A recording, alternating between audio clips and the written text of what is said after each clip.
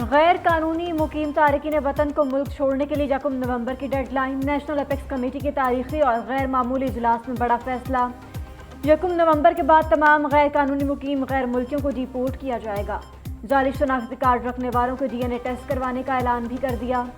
निगरान वज़ीर दाखिला सरफराज बुख्ती की न्यूज़ कॉन्फ्रेंस। कहा, गैर कानूनी शनाख्ती कार्ड रखने वालों की निशानदही करने वालों को इनाम दिया जाएगा। गैर कानूनी मुकीम गैर मुल्कियों की जायदादों को जब्त किया जाएगा। 1 नवंबर के बाद टास्क फोर्स गैर कानूनी प्रॉपर्टीज के खिलाफ कार्रवाई करेगी।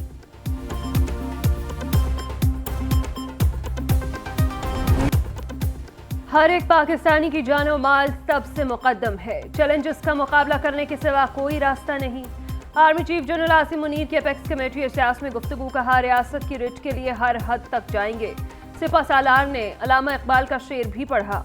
निगरान वज़ीर आज़म अनवारुल हक काकड़ की ज़ेर सदारत इजलास में वफाकी वज़रा, सूबाई वज़रा आला और कानून नाफिज करने वाले तमाम इदारों के सरबराहान की शिरकत। गैर कानूनी मुकीम अफराद के खिलाफ कार्रवाई के लिए टास्क फोर्स कायम। इजलास में फैसला किया गया कि स्मगलिंग, ज़ख़ीरा अंदोज़ी, रकूम की गैर कानूनी तरसील और बिजली चोरी के खिलाफ कार्रवाइयाँ जारी रहेंगी।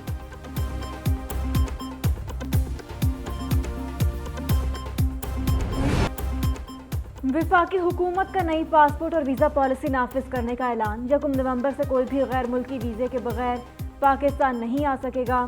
मुल्क में गैर कानूनी शनाख्ती कार्ड जारी होते रहे।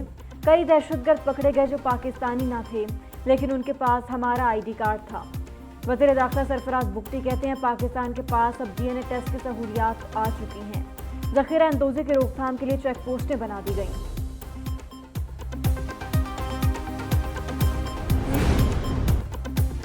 मुल्क में किसी सियासी मुसल्लह गिरोह या तंजीम की कोई जगह नहीं। मुसल्लह सरगर्मियों में मुलव्वस अफराद के साथ सख्ती से निपटा जाएगा।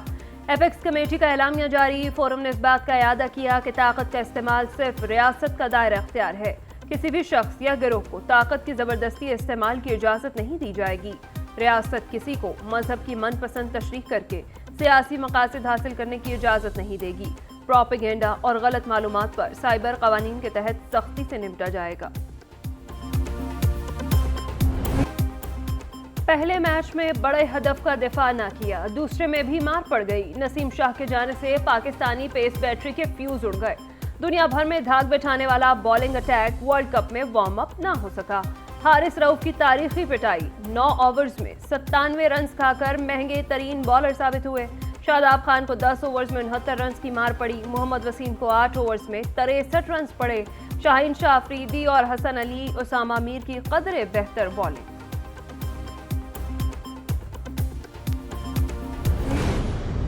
जब मार्शल लॉ लगते हैं फिर सब हथियार फेंक देते हैं। और फिर यहाँ इस कमरे में कितनी तस्वीरें लगी हैं जो फिर वो ओद भी भूल जाते हैं, फिर आप लोग भी भूल जाते हैं, सब कुछ ठीक होता है। मार्शल लॉ लगता है तो सब हथियार फेंक देते हैं। पार्लियामान कुछ करे तो सबको हल्फ याद आ जाता है। मार्शल लॉ के खिलाफ भी दरखास्तें लाया करें, वहाँ क्यों नहीं आते। चीफ जस्टिस के supreme court practice and procedure act case के फुल कोर्ट समाअत के दौरान रिमार्क। काजी फायजीसा ने कहा, इस कमरे में बहुत सी तस्वीर लगी हैं। मार्शल लॉ लगे तो हल्फ भुला दिया जाता है। फर्द वाहिद ने इस मुल्क की तबाही की है।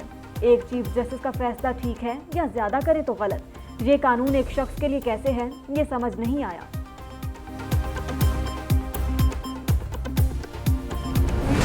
Supreme court practice and procedure अब कानून बन चुका है। पार्लियामेंट कानून साजी कर सकता था या नहीं, इस बहस में नहीं जाना चाहते। चीफ जस्टिस काजी फायजीसा ने रिमार्क्स में मजीद कहा, कानून का असर बिलखुसूस चीफ जस्टिस और 2 सीनियर जजेस पर होगा। इख्तियारात को कम नहीं किया जा रहा, बांधा जा रहा है। कुछ जजेस समझते हैं पार्लियामेंट और चीफ जस्टिस का इख्तियार आमने सामने है, कुछ ऐसा नहीं समझते। आइंदा समाअत पर सबने दलाइल मुकम्मल करने हैं, चाहे रात के 12 क्यों ना बज जाएं। केस की समाअत पीर तक मुलतवी।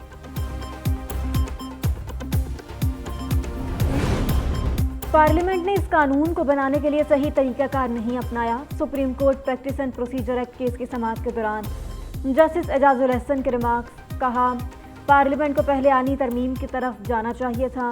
जस्टिस मंसूर अली शाह बोले, आइन में कुछ ऐसा नहीं लिखा कि पार्लियामेंट एक्ट नहीं बना सकती। Supreme court practice and procedure को चलाने के लिए एक्ट होना चाहिए। जस्टिस मुनीब अख्तर ने कहा, सुप्रीम कोर्ट ने पहले मार्शल लॉ को अपील में दुरुस्त करार नहीं दिया। अदालत गलती पर मुस्तकबिल में इसकी दुरुस्तगी कर सकती है। हमारी लीगल टीम ने जो है वो पूरी तैयारी कर ली है, तो इंशाअल्लाह ताला वो प्रोटेक्टिव बेल लेके इंशाअल्लाह आएंगे और रिसेप्शन के बाद वो अदालत को सरेंडर करेंगे। नवाज शरीफ हिफाजती जमानत के लिए अदालत में सरेंडर करेंगे। नवाज शरीफ ना डील से गए ना डील से वापस आ रहे हैं। जिन्होंने नून लीग और नवाज शरीफ के साथ हद से तजावुज किया किसी को नहीं भूलेंगे। रहनुमा मुस्लिम लीग नून राना सनाउल्लाह की धुआंधार न्यूज कॉन्फ्रेंस। कहा नवाज शरीफ वापस आकर सबसे पहले मुल्क को मजबूत करेंगे। मजीद बोले 9 मई के वाकयात पर कानून अपना रास्ता इख्तियार करेगा। सानहे की तहकीकात का कुछ हिस्सा कौम के सामने लाया जाएगा।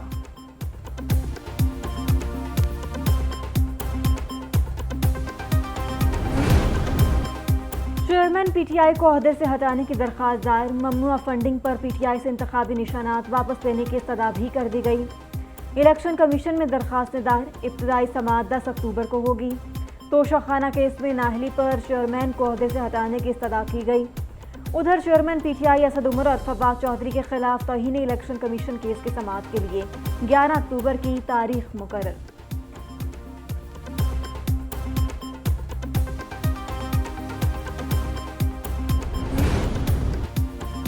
चेयरमैन पीटीआई के खिलाफ साइफर केस की समाअत अडियाला जेल में होगी।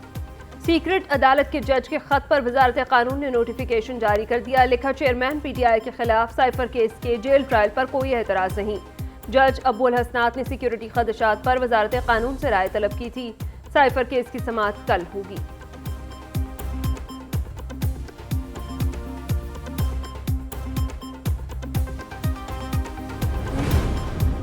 9 में जलाओ घराव केस में हलीम आदिल शेख के अतराफ जुर्म का इंकशाफ। पुलिस ने इंसदाद दहशतगर्दी अदालत कराची में चालान जमा करा दिया। चालान के मुताबिक हलीम आदिल शेख ने अतराफ जुर्म किया कि कायद की इश्तियाल अंगेज तकरीर और मुल्क जैम करने की कॉल पर लब्बैक कहा।